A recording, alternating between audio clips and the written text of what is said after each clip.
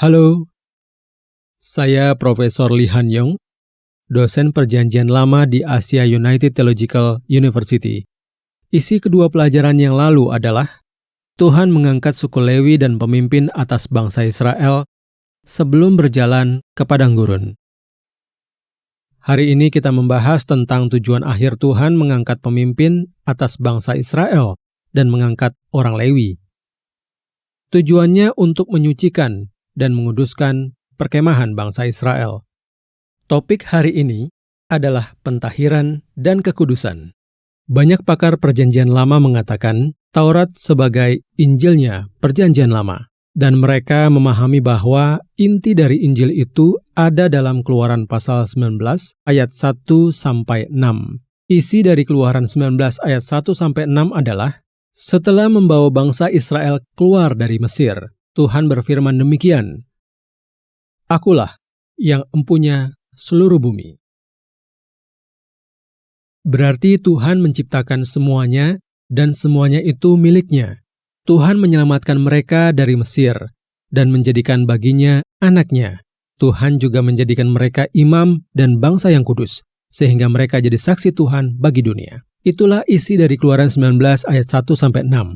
Rasul Petrus menyimpulkannya di 1 Petrus 2 ayat 9 seperti ini.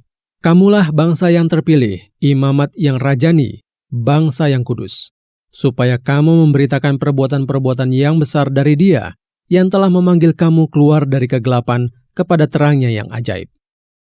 Jika kita melihat Taurat dengan detail, sebagian besar isi dan topiknya berhubungan dengan bangsa yang kudus dan kerajaan imam. Berarti imam dan kekudusan. Upacara, pentahiran, penyangkalan, sekuler, kekudusan, penebusan, dan lainnya, kalau dilihat ini semua tentang bangsa yang kudus dan kerajaan imam. Bangsa yang kudus berarti kita menjadi serupa kembali dengan citra Allah. Dan kerajaan imam berarti kita bekerja untuk mendoakan dunia ini. Dan di dalam Taurat, Tuhan membawa mereka untuk diangkat menjadi kerajaan imam ke tanah yang dijanjikannya. Saudara, apakah tanah yang dijanjikannya itu? Kita berpikir bahwa tanah perjanjian adalah tanah yang berlimpah-limpah susu dan madu, tanah di mana semua berkelimpahan. Tapi kita perlu memahami, tanah perjanjian ini secara alkitabiah. Di timur dekat kuno, tanah ini dibagi menjadi 4 bagian besar.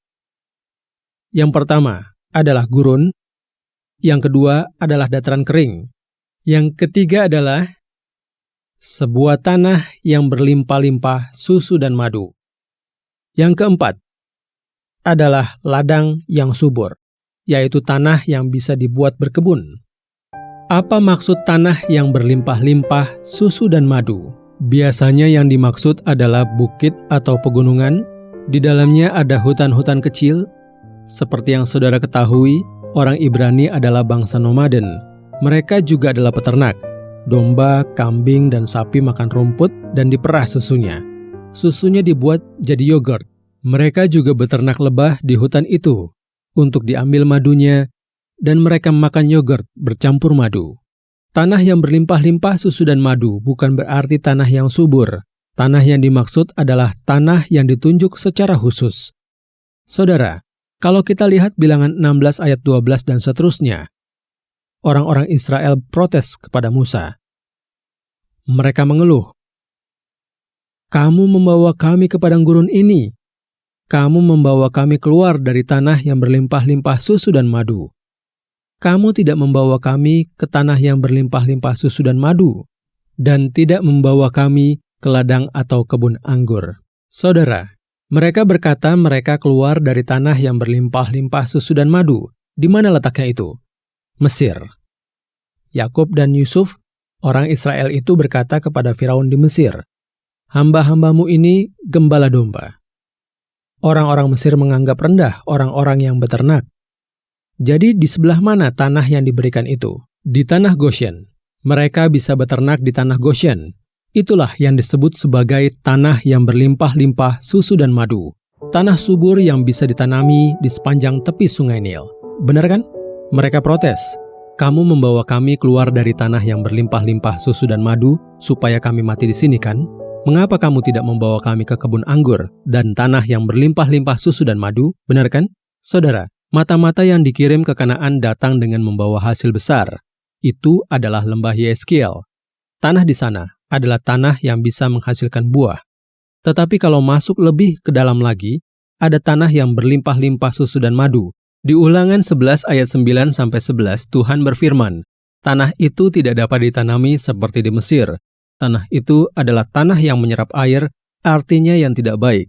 Jadi jangan kita memikirkan tanah yang berlimpah-limpah susu dan madu secara harfiah saja. Tanah yang berlimpah-limpah susu dan madu itu menjelaskan keadaan geologisnya. Tanah itu tanah untuk beternak sapi atau domba kan? Tetapi di dalam Yesaya pasal 5, Tuhan mengutuk Israel seperti ini. "Celakalah Israel, dan bagaimana Tuhan mengutuki mereka." Di pasal 7 dituliskan, "Kamu tidak akan bertani lagi di tanah ini. Kamu akan diusir dari sini, dan hanya akan makan dadih dan madu."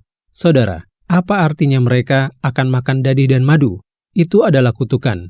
Kata ini mengandung arti tidak bisa bertani lagi dan akan kembali ke kehidupan nomaden.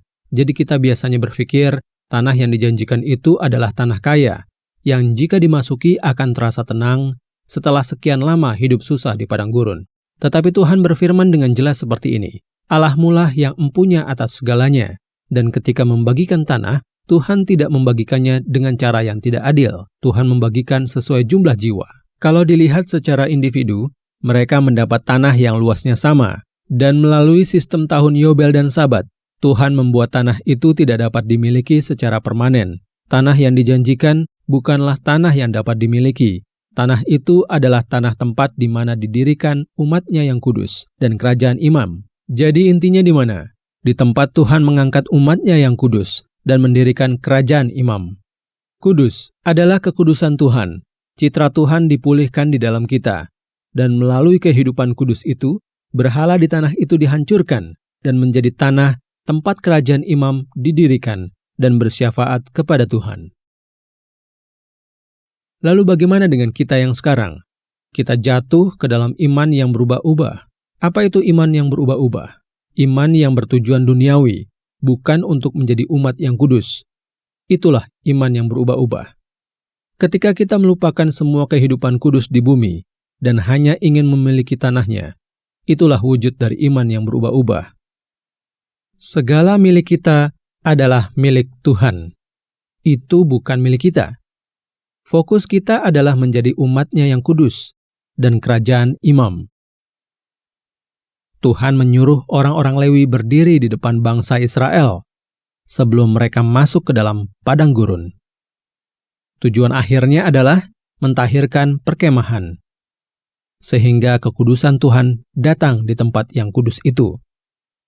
Dan melalui penyertaan Tuhan yang kudus, dan bangsa Israel bisa menjadi umat-Nya yang kudus. Itulah tujuannya. Hal terpenting yang harus dipersiapkan sebelum masuk ke padang gurun bukanlah pakaian, makanan, atau senjata. Satu-satunya yang mereka butuhkan adalah hadirat Tuhan yang kudus dan penyertaan-Nya.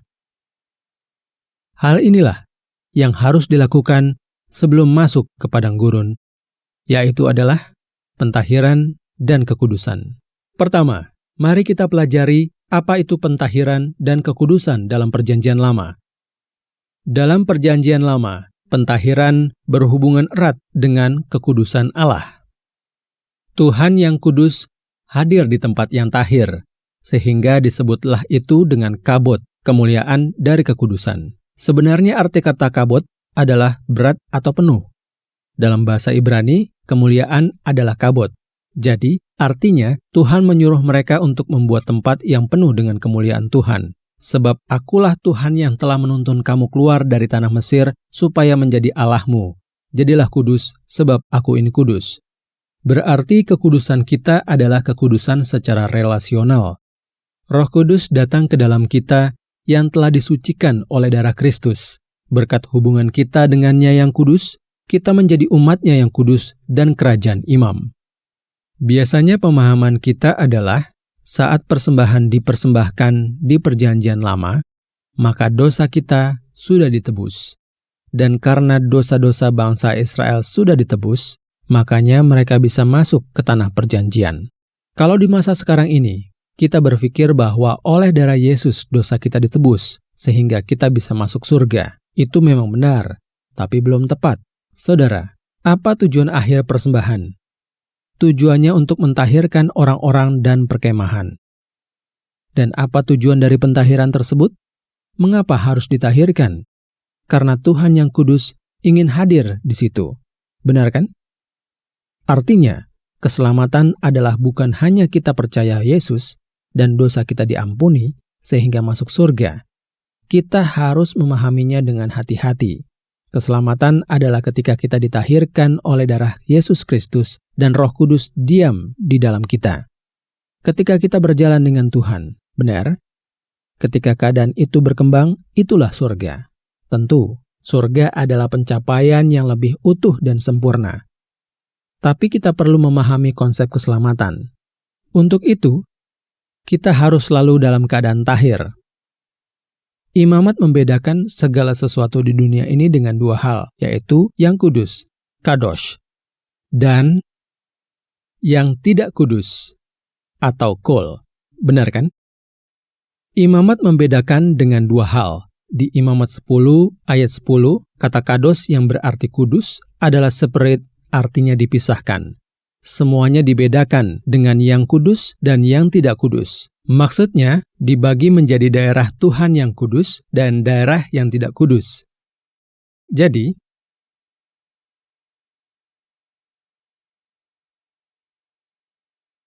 kalau perkemahannya di sini, luar dari perkemahannya adalah tempat yang tidak kudus. Dan bagian dalam perkemahan adalah tempat yang kudus. Di sini, tempat yang tahir. Kita dapat melihat, hal itu terbagi menjadi dua konsep. Tapi yang kudus ini bisa menjadi tidak kudus. Menjadi tidak kudus artinya kenajisan. Kemudian yang tidak kudus ini bisa menjadi kudus melalui upacara pentahiran. Berarti kekudusan ini bukan sesuatu yang statis, tetapi sangat dinamis kan? Yang tidak kudus bisa menjadi kudus melalui upacara pentahiran. Dan setelah ditahirkan, kita dikuduskan dengan hadirat Tuhan. Semua yang kudus bisa jadi tidak kudus karena kenajisan atau kesekuleran. Ketika yang tahir menjadi yang najis, biasanya kita menyebutnya dengan tameh, dan yang tahir adalah tahor. Karena tameh ini, yang kudus bisa menjadi tidak kudus.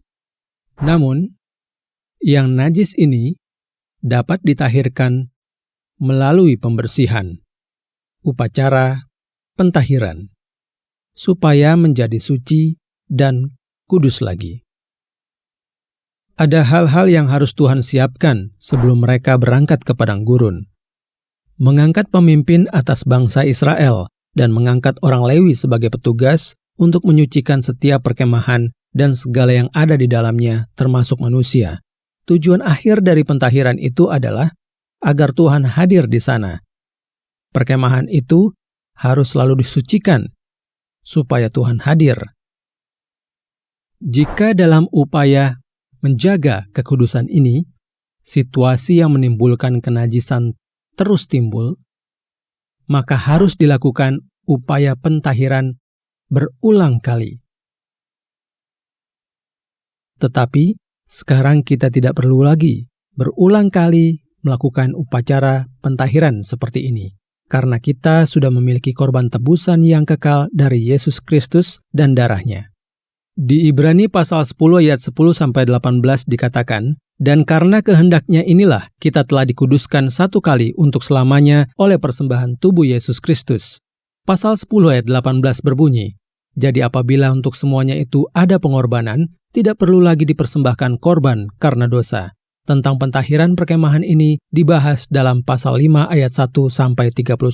Tuhan berfirman tentang bagaimana kita menyelesaikan pentahiran ini secara rinci. Yang pertama, ada pentahiran secara ritual untuk mentahirkan perkemahan. Jika diringkas, perkemahan dan orang-orang disucikan melalui persembahan. Itu tertulis di pasal 5 ayat 1-4. Di situ dapat dilihat bahwa upacara pentahiran ini adalah sebuah ritual, dan penjelasan lebih terperincinya tertulis di kitab Imamat pasal 11. Itulah ringkasannya. Supaya lebih mudah dimengerti, intinya adalah agar menghapuskan semua yang najis di dalam perkemahan dan membersihkannya. Kalau begitu, apa artinya pentahiran dan kenajisan dalam Taurat? Mengapa ada makanan yang dikatakan haram, ada juga yang tidak haram? Dan mengapa suatu binatang dikatakan haram atau tidak haram? Di Perjanjian Lama, tahir dan najis itu tidak selalu berarti secara moral. Misalnya, kalau perempuan mengalami menstruasi, dalam Perjanjian Lama, menstruasi didefinisikan sebagai sesuatu yang najis. Saudara, menstruasi perempuan itu adalah sesuatu yang alami, bukan? Itu bukan hal yang najis secara moral. Dan di Alkitab juga dikatakan bahwa orang yang terluka dan berdarah adalah najis. Tetapi saudara-saudara, apa itu dosa? Itu bukan hal yang najis secara moral. Saudara, kalau kita membaca Taurat dengan baik, di situ ada motif kehidupan dan kematian. Sebab ada dikatakan, sebab pada hari engkau memakannya, pastilah engkau mati. Motif kehidupan dan kematian yang seperti itu. Hidup melambangkan wilayah Tuhan yang kudus. Kematian melambangkan bagian setan yang jatuh ke dosa. Oleh karena itu, Alkitab menjelaskan bahwa hal-hal yang menyiratkan kematian secara langsung atau tidak langsung atau melambangkan dan mewakilinya adalah kenajisan secara ritual. Misalnya, jika darah keluar dari tubuh, kita akan mati. Kalau darah yang membuat kita hidup keluar, berarti kita akan mati, kan? Mayat, binatang yang makan sesuatu yang busuk, kuburan yang terkait dengan kematian, kerasukan, berhala. Di Imamat 19 ayat 31 dikatakan bahwa hal-hal seperti itu dikatakan najis secara simbolis. Ritual pentahiran dan proses menjadi najis secara simbolis dibedakan seperti ini, sehingga kita mengerti bahwa standar pembedanya ada dalam kedaulatan Tuhan. Ini berarti juga bahwa kita adalah najis, dan kenajisan itu tidak dapat diatasi hanya dengan pendekatan secara etis. Itulah sebabnya dosa ritual kita ini tidak dapat dibersihkan dengan tindakan etis kita. Tentu, najis secara ritual hanya bisa ditahirkan dengan cara ritual, bukan? Sebab itu, kita dapat ditahirkan hanya melalui upacara penyaliban, yaitu darah pengorbanan Yesus Kristus. Jadi, Tuhan memerintahkan untuk menyucikan perkemahan melalui ritual ini. Dan bukan hanya itu saja. Di pasal 5 ayat 5-10 ada tertulis mengenai pentahiran etis. Ada salah satu contoh pentahiran secara etis, yaitu ritual kompensasi. Apa itu ritual kompensasi? Jika kita telah merugikan orang, kita harus membayarnya kembali. Pertama, kita datang kepada imam untuk mengakui dosa. Kemudian mempersembahkan korban, dan bukan hanya itu saja. Saat kita memberikan kompensasi pada orang yang kita rugikan, kita harus menambahkan 1/5 bagian lagi dari jumlah yang kita rugikan. Kita harus mengkompensasi orang yang dirugikan dengan menambahkan 1/5 dari jumlah pokoknya. Apa artinya hal ini? Pentahiran tidak selesai hanya dengan ritual. Itu tidak akan selesai hanya dengan mengatakan maaf kepada Tuhan. Hal itu harus diperluas ke dalam kehidupan kita. Harus terperinci. Pentahiran membutuhkan iman dan tindakan. Tentunya pertobatan terhadap Tuhan harus dikaitkan dengan kompensasi untuk sesama, bukan? Di pasal 5 ayat 6 itu diterjemahkan sebagai melakukan sesuatu dosa. Asam adalah kisah orang yang merugikan sesama, tetapi dia menyangkal hal itu. Artinya kita tidak mengganti rugi. Jadi, ketika kita menyakiti orang lain, pertama-tama kita harus benar-benar bertobat kepada Tuhan. Tetapi pertobatan yang sejati harus diperluas hingga memberikan ganti rugi. Kita harus mengembalikan dengan menambahkan 1/5 dari jumlah sebenarnya. Selanjutnya, ketika kita membaca ayat 8, ada suatu ketentuan bersyarat. Ketentuan bersyarat seperti ini membuat pentahiran kita dengan tidak etis menjadi sempurna tanpa celah. Misalnya, saya harus mengganti rugi, tetapi pihak yang dirugikan meninggal. Kalau begitu, apakah kita untunglah? Atau senangnya, kau tidak perlu membayar ganti rugi. Aku sudah bertobat kepada Tuhan, jadi sudah selesai. Jangan berpikir kita tidak perlu membayarkan ganti rugi. Menurut ayat ini, jika pihak yang dikompensasi meninggal, kita harus mencari sanak keluarganya.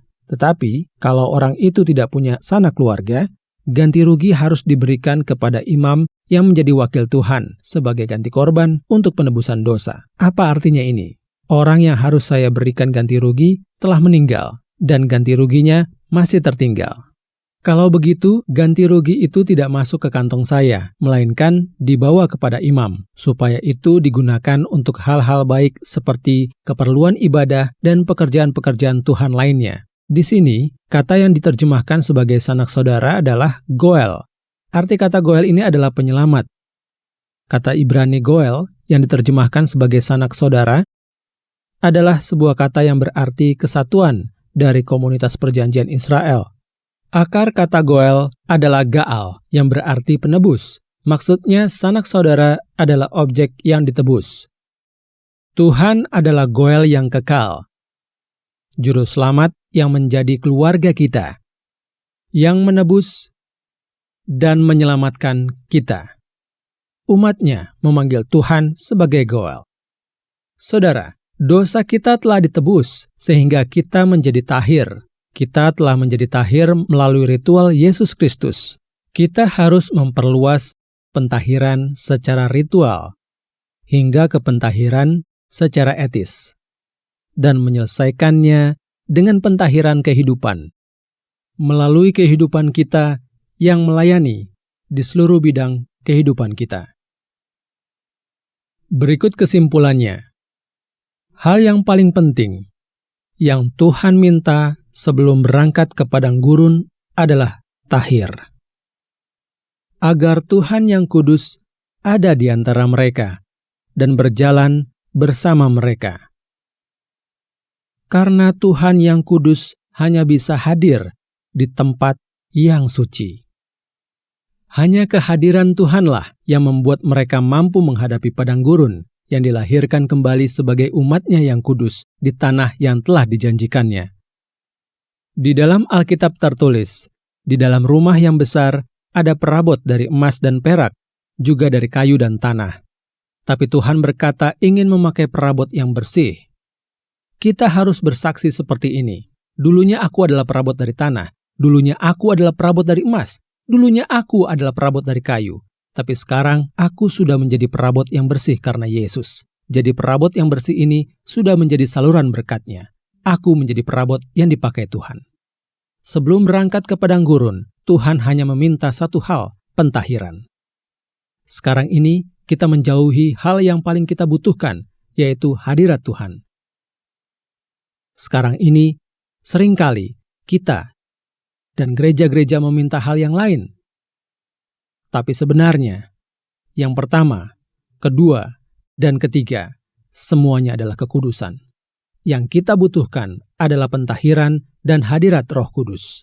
Yang pertama, kedua, dan ketiga, semua adalah kekudusan. Minggu depan, kita akan membahas tentang orang Nazir, yang dapat disebutkan sebagai paradigma kehidupan yang suci. Terima kasih atas perhatiannya. Sampai jumpa minggu depan. Terima kasih.